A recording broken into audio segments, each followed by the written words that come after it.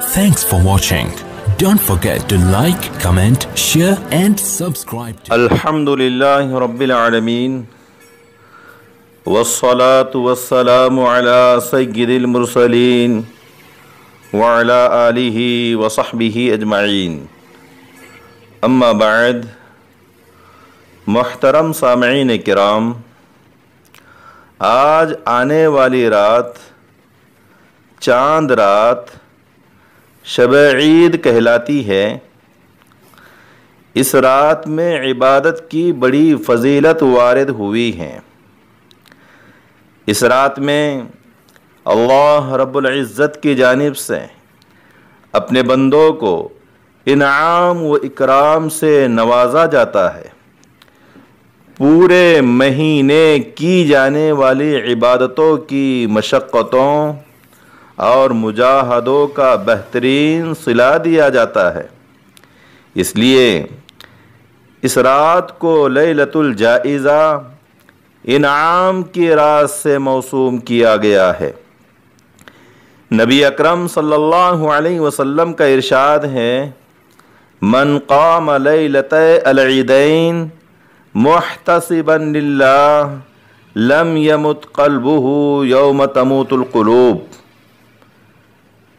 کہ جس نے عیدین یعنی عید الفطر اور عید الاضحیٰ کی دونوں راتوں میں اللہ تعالی سے اجر و ثواب کی امید رکھتے ہوئے عبادت میں قیام کیا، اس کا دل اس دن مردہ نہیں ہوگا جس دن سب کے دل مردہ ہو جائیں گے۔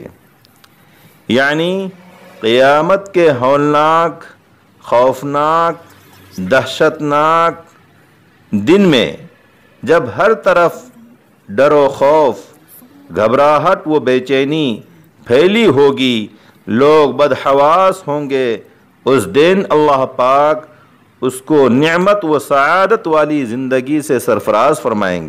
اسی طرح آپ صلی اللہ علیہ وسلم کا ارشاد ہے، من احیی اللیالی الاربع وجبت لہ الجنہ، لیلۃ الترویہ ولیلۃ عرفۃ ولیلۃ النحر ولیلۃ الفطر۔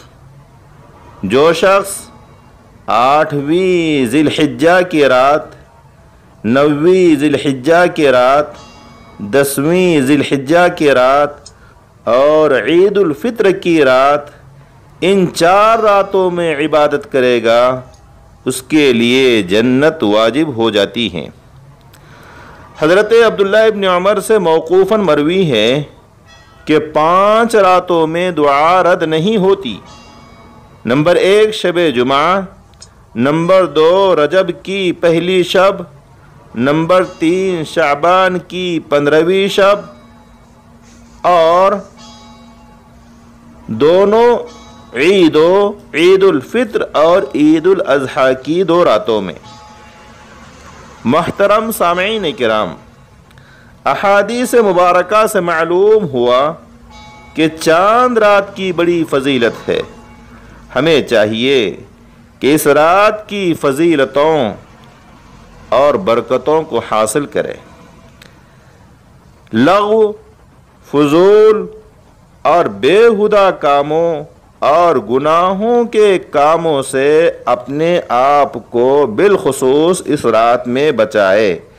اگر پوری رات عبادت نہیں کر سکتے تو کم از کم عشاء کی نماز جماعت سے پڑھ کر سو جائیں اور فجر کی نماز با جماعت ادا کرے۔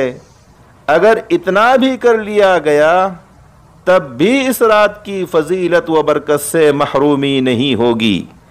اپنی دعاؤں میں اس عاجز فقیر کو بھی یاد فرمائیں۔ تقبل اللہ منا ومنکم جمیع صالح الاعمال۔ السلام علیکم ورحمۃ اللہ وبرکاتہ۔